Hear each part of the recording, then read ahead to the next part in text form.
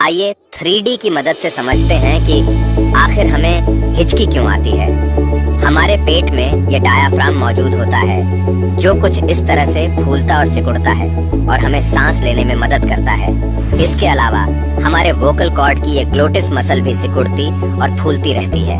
हालांकि कई बार जल्दी जल्दी खाना खाने और ज्यादा मात्रा में कार्बोनेटेड ड्रिंक पीने के चलते हमारा डायाफ्राम इस तरह से फूल जाता है और उसे सही तरह से काम करने के लिए जगह नहीं मिल पाती। ऐसे में डायाफ्राम और ग्लोटिस मसल के बीच का कंपोजिशन बिगड़ जाता है और ये मसल गलत समय पर बंद होने के चलते हम सही से ऑक्सीजन नहीं ले पाते, जिसके चलते हिचकी की आवाज आती है।